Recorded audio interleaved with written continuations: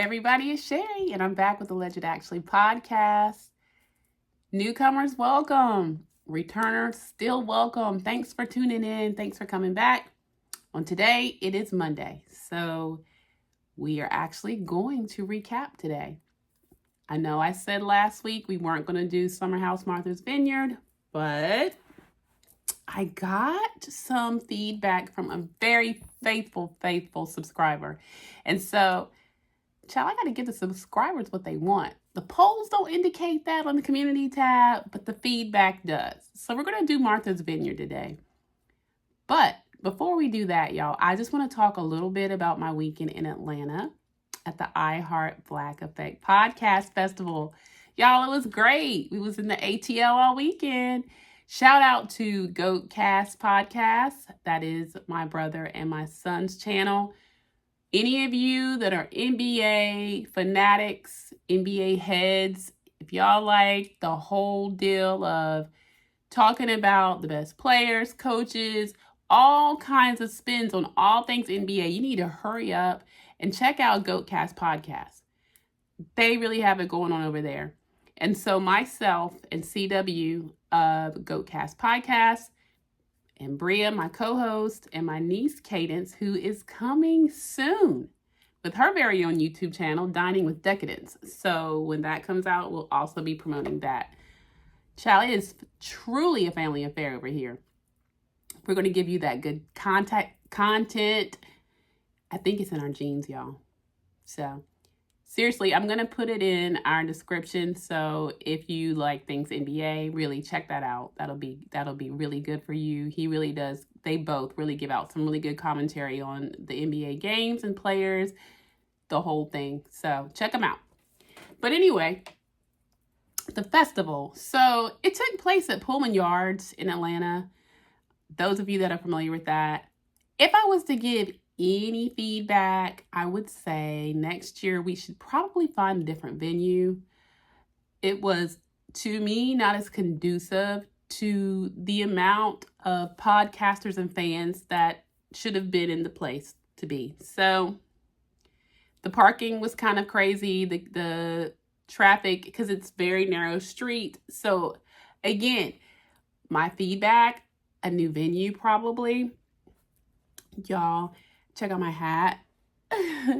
I did get that at the festival. There were some great things, the food trucks, the live podcast. We did take away some great gems. They had great panelists. I particularly enjoyed Damon from Shark Tank, Mr. John Hope. The ladies that were on the panel, we had T.I. showed up on the Baller Alert live podcast. And again, the takeaways were the gems in teaching us that are new to this, ways to network, ways to get monetized, ways to grow our channel. Other YouTubers out there, podcasts, all content creators, I suggest you find network opportunities, festivals, go out there, be seen, get your name out there. We had a chance to do that as well. So all good over here. This won't be our last time, and this won't be our last festival or conference. So more to follow on that. But guys, I think we need to just get right on into it. I want to talk about last night's episode of Summer House Martha's Vineyard. So, and I want to also state that because I haven't been recapping, don't think that I don't watch. I've been watching since season 1 last year.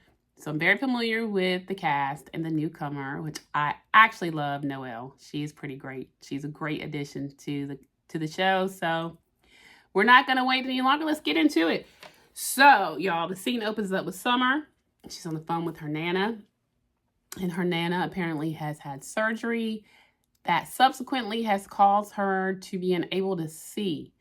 And she will be without her sight for 4 to 6 months as she heals, which I'm sure, that's stressful for Summer. Summer's having a hard time this season. And we're going to talk about why. But we're going to get into what happened here, and then I'll give you my opinions, as I always do. So she reveals while she's talking to her Nana, and she gets off, that her Nana actually adopted her because her mother had addiction problems and was unable to take care of her. So her Nana actually adopted her. Then, y'all, she finds out that the man that she thought was her father is not. He says when she asked him about it, there's no way possible that he could be. And then when she confronts her mother about it, her mother says, well, yeah, there actually could be one other guy. He was like a one-night stand. And so she's dealing with that. So that'll give you a little bit of background of why maybe we haven't seen the best side of Summer this season. And honey, in addition to that, her and Alex, obviously, outside of last season, and if you saw season 1, you saw that there was definitely some chemistry between Alex and Summer. And they apparently spent some time together after the show wrapped up and actually hooked up and were intimate. And where Alex thought it was more of a friends with benefits situation, she thought it was more to it than that. And so, of course, that's going to also cause some hard feelings, some feelings, period. And, you know, I think it's all contributing to why we're seeing Summer struggle on this season. So, at any rate, we go from that to the cusp of what the episode is. You know, each week they do some sort of activity, which is kind of cool. And this week they are doing a couples weekend. So they're inviting Amir's girlfriend, Natalie. We're going to have Preston's partner, Donald. And Bria's bringing Simon back. So, okay. So the couples are going to be in full effect. And they're going to kick off their Freaknik party hosted by Jordan. Prior to, Preston is going to do a cocktail party to get the whole weekend started. So that's one thing I'm gonna give those Martha Vineyard kids. They can throw a party. So can the kids over at Summer House too, y'all. All of them, they can put an event together like nobody's business, to include props, the whole ambiance, and the venues that Preston and them they pick. I mean, y'all, top notch. The venue he picked for the cocktail party, I was thoroughly impressed. It was really, really nice. So anyway, like I stated, Preston is going to be hosting the cocktail party that's going to be the kickoff for the night, and the main event will be the Freaknik party. And for those of y'all out there that don't know what Freaknik is, child, first of all, for some of you young ones out there, I think they're going to bring it back, or they've done it further past my time, honey. I was there in the flesh in 1993 and 94, in the midst of the heyday of Freaknik. But initially, by the time I was involved, it was a time where all HBCUs would come together, and that was kind of like our spring break celebration. You have the big college one in Daytona, but then we had ours in Atlanta, and yeah, it was crazy times, child. Crazy times. I don't know how many of you guys actually watched the documentary on Hulu. They did a really good job with it.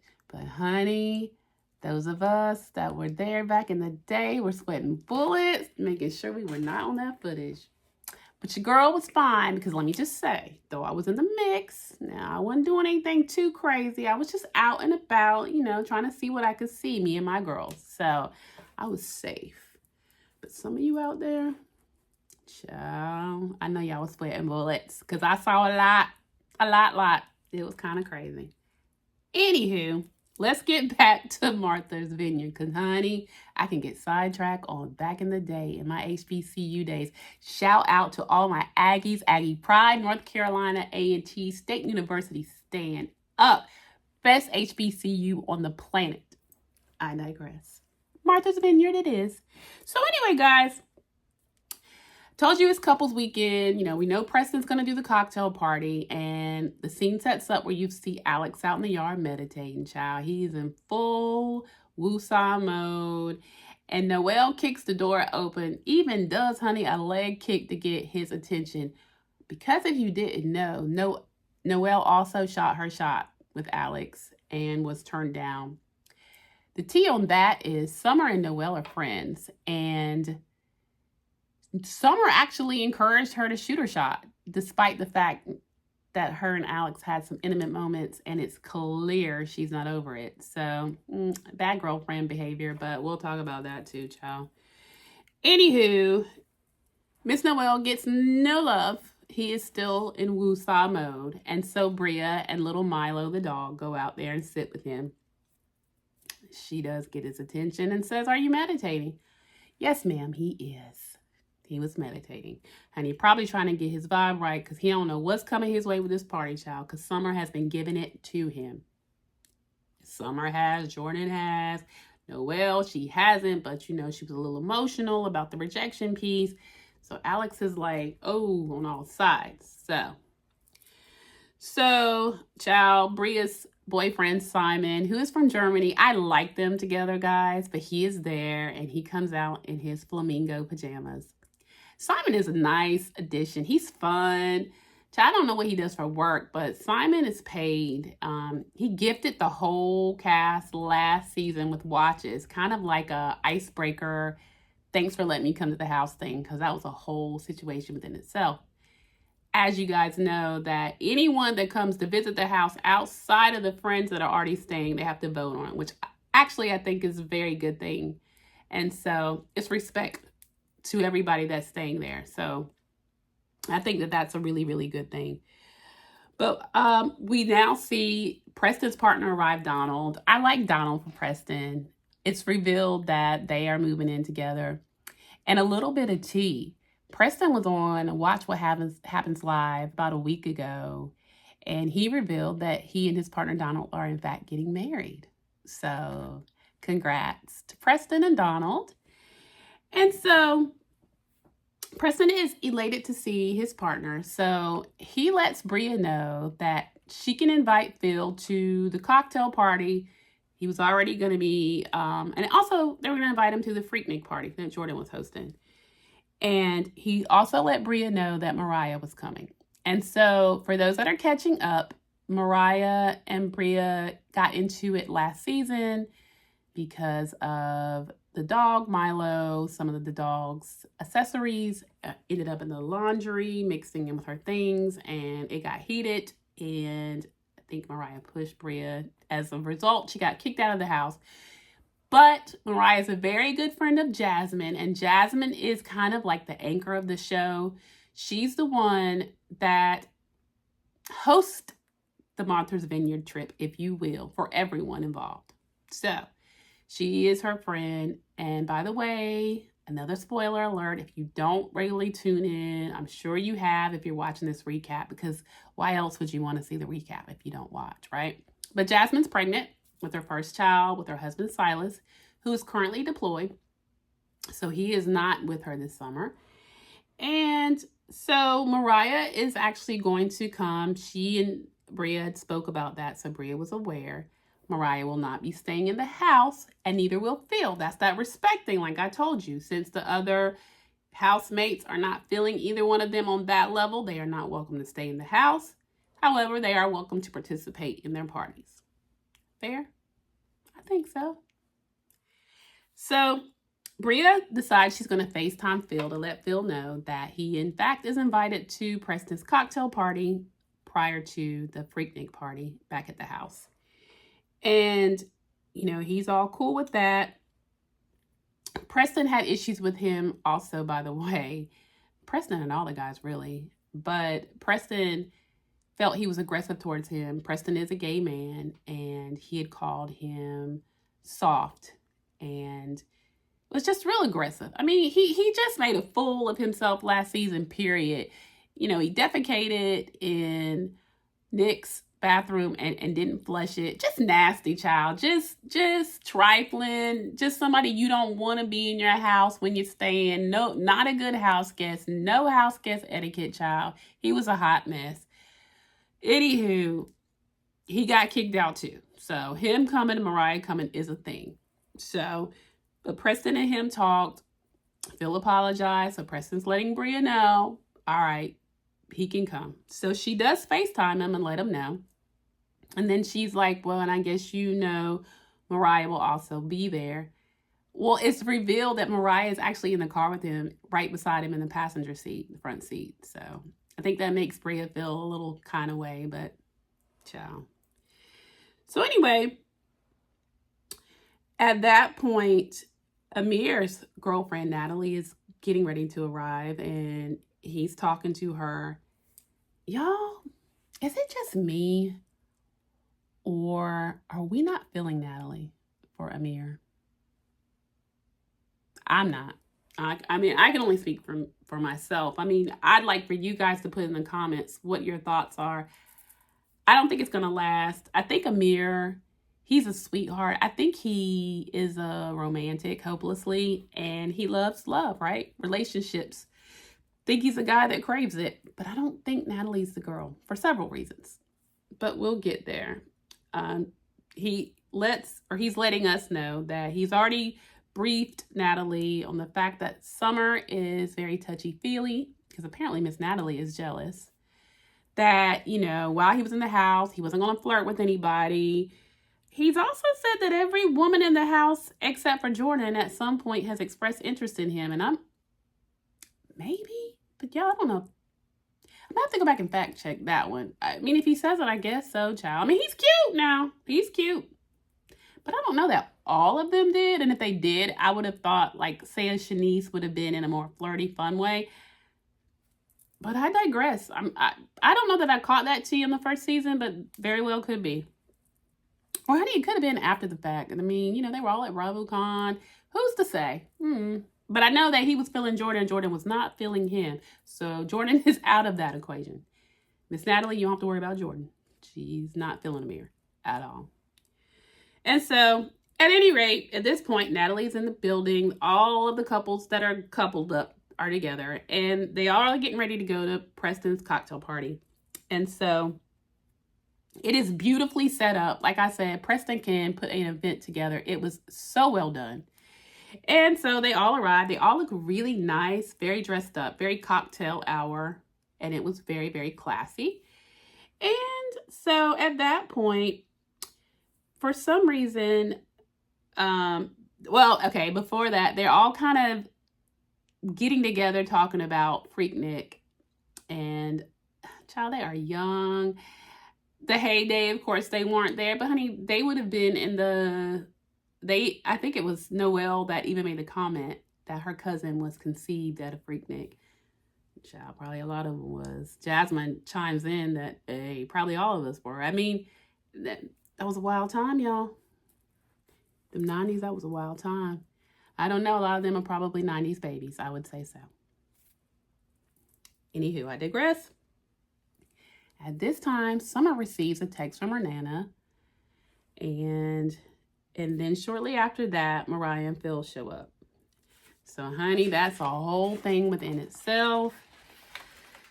I will say, before we get to that scene, Amir and Natalie. So, Amir seems to be really trying to get the girls particularly to embrace Natalie, or maybe it's vice versa, Natalie to embrace the girls. And so, they're remarking on the beautiful venue and the beautiful area in which it is. And Amir, who apparently does real estate, says that, this kind of spot, this area, I would love to sell to someone like the Obamas. Then the camera pans to Natalie, and she seems to have a smirk on her face, or, I don't know, some sort of off-putting thing.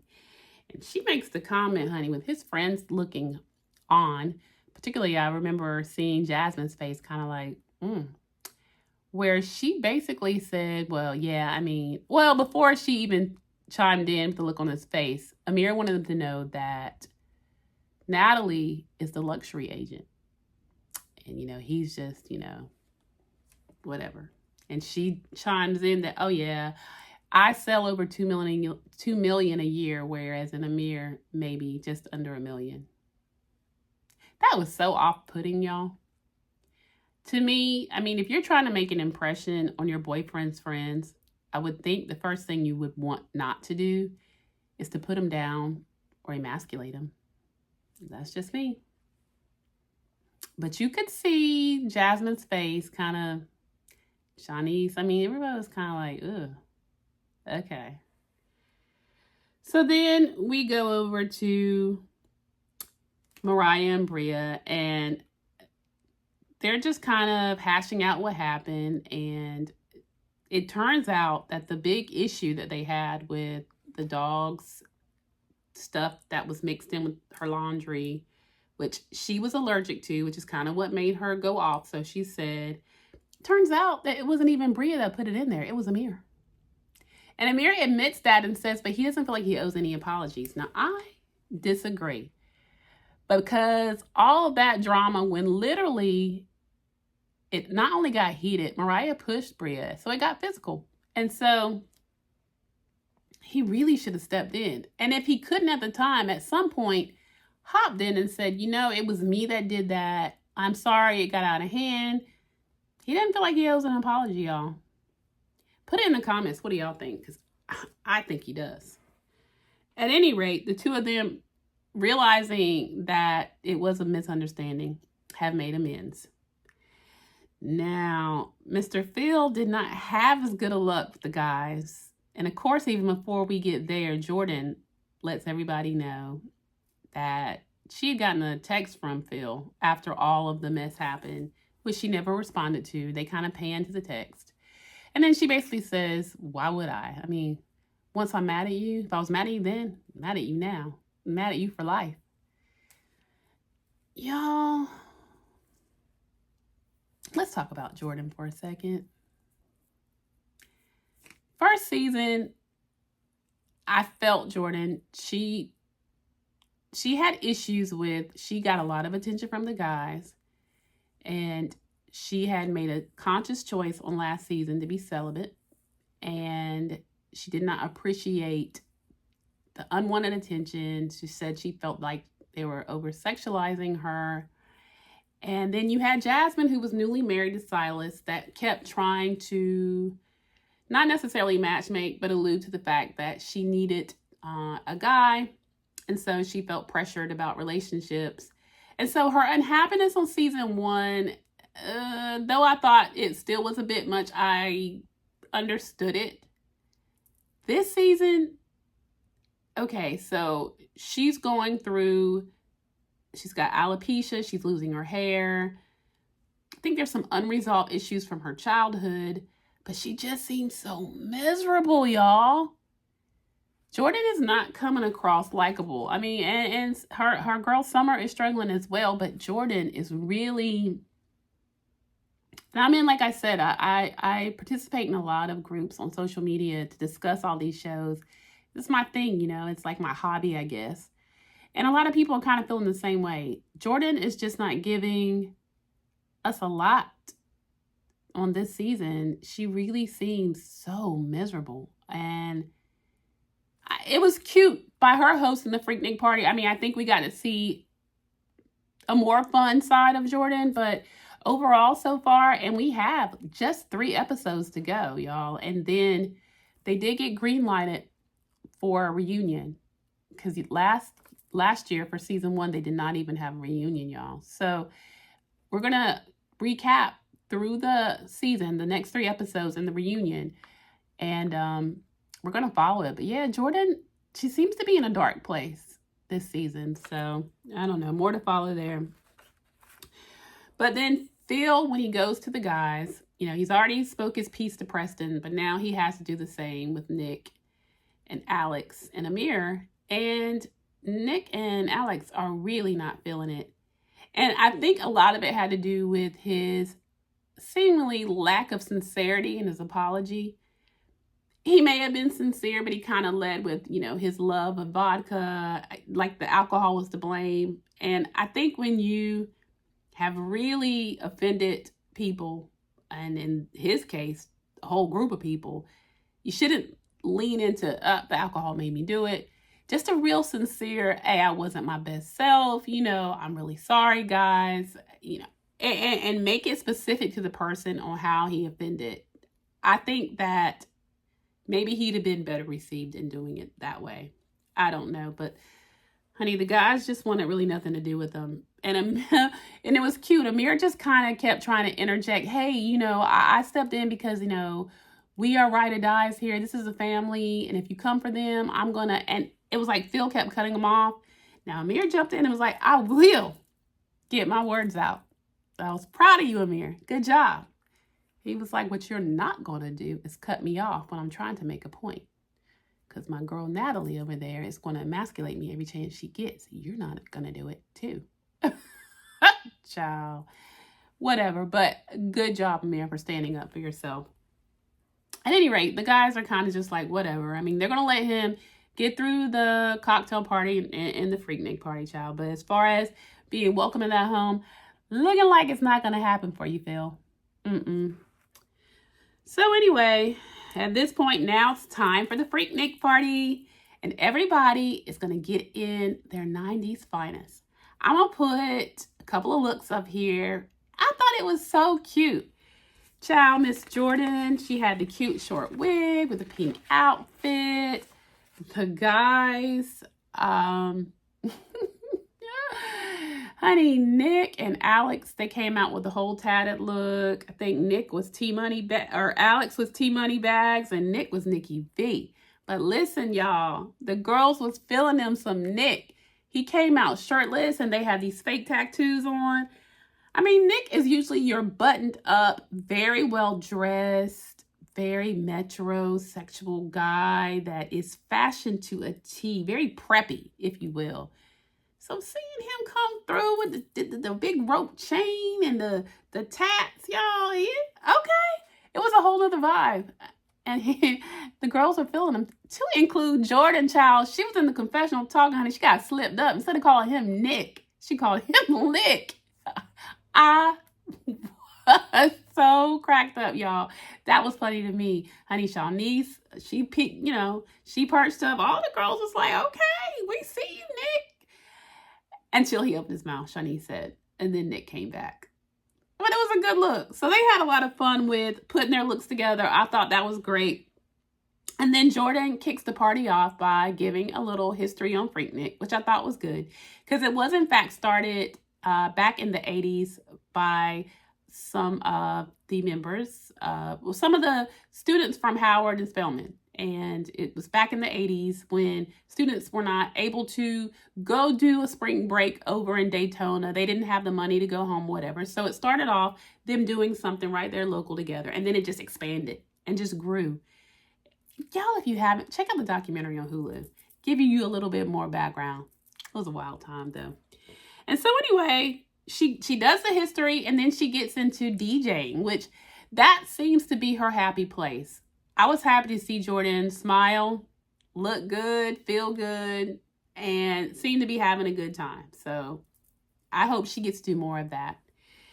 And so then everybody looks like they're having a great time. They're dancing and really getting into it. And so Shawnice is talking about, all the looks, and she was saying how Simon was giving Jack Harlow. Y'all, after she said it, I could see it.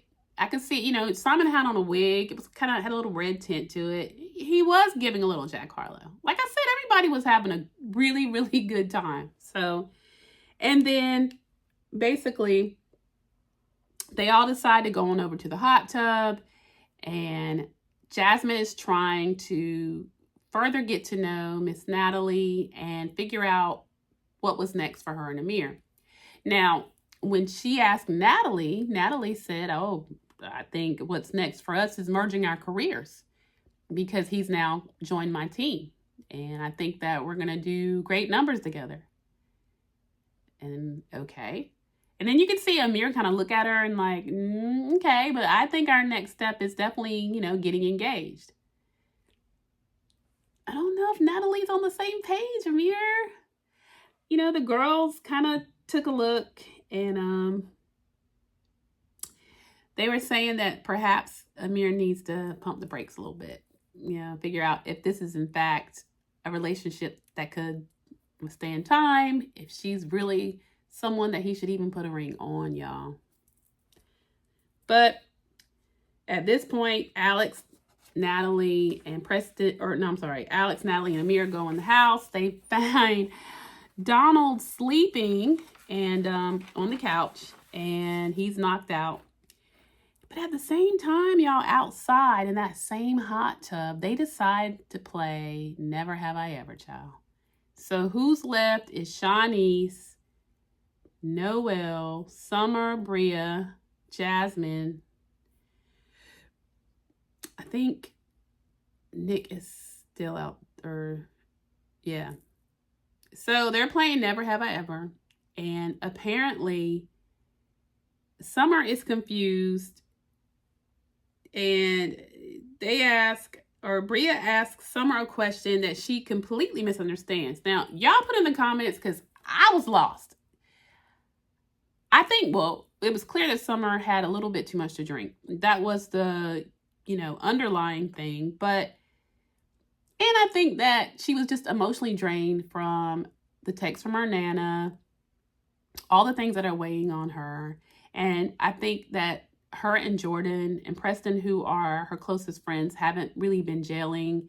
It hasn't been in a happy place. And she actually speaks to that. She gets mad and she storms out of the hot tub.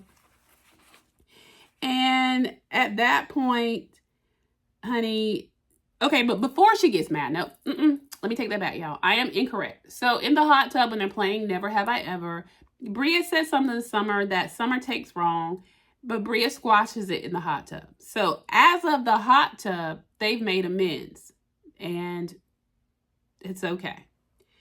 So at this point, Shawnice is Shawnicing, and honey, she's back in the bed. Because one thing Shawnice will do, honey, she will get her beauty rest. She does go get in that room, get in that bed, child. And I'm not mad at her.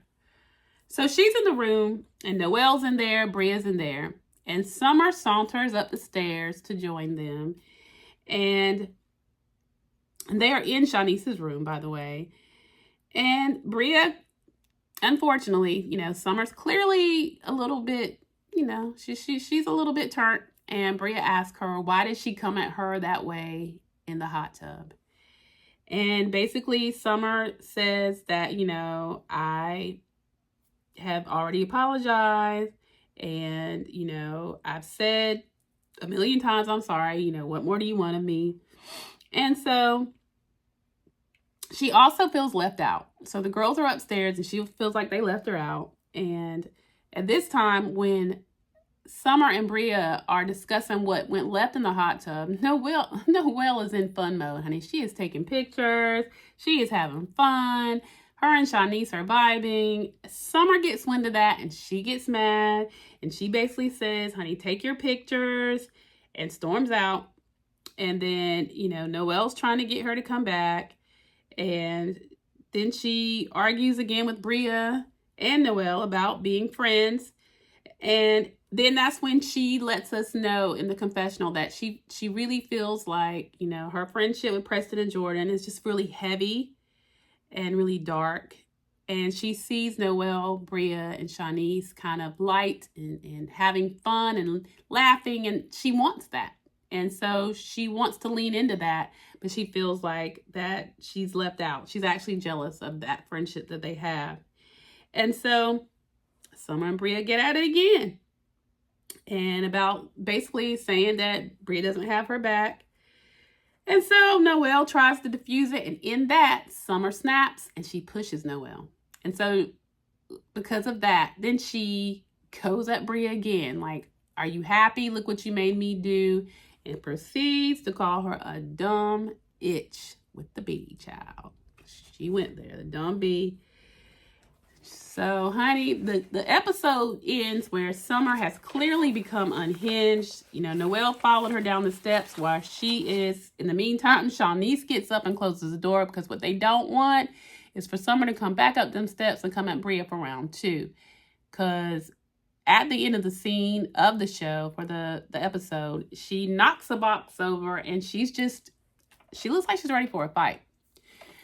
Now, what I wanted to add to it, I guess, if you will, my opinion or my 2 cents, is that Summer just holistically seems to be in a dark place, like I said. And a lot of people are saying, she's just still, she's just hung up on Alex. Alex is an F-boy. He did her dirty. I don't know, y'all. I think it's deeper than that. I think that the things that she's dealing with her family, I think the bad place she is in with Jordan, and no shade, y'all, but I just don't think Jordan is capable of being anybody's good friend. I mean, last season, it was supposed to be Jasmine and Jordan were supposed to be besties, and it not only fell flat this season. When Jasmine announced that she was pregnant, Jordan had to put the shade in. Well, I don't know. Is that Silas's first baby? I know it's Jasmine's first baby. I don't know if that's Silas's first baby. It just seems like she is just not a happy person. And so I think the support and the love that Summer needs, she's not getting from the people that she wants it from. And so, y'all, she's lashing out. And, I just, it's hard to watch. But the next episode, I would believe that we're going to see more of the fight. Maybe, I hope there's some self-realization for Summer. And I hope that her friends come in and support her through it, because she's kind of spiraling. But, y'all, that was the show. So thank you so much for tuning in. I do want to say that next Sunday starts The Real Housewives of New Jersey. And I will definitely be recapping that, because, I'm going to always keep a housewife in the loop. But I'm also going to be continuing to recap Summer House Martha's Vineyard. Guys, put in the comments what you thought about the episode last night. What you think about Summer's behavior. How are y'all feeling, Jordan? And what did y'all think about Natalie, Amir's girlfriend? Are we liking her for him? I don't know. Y'all put it in the comments. But thanks as always for tuning in. Come back. We are going to be back on Thursday.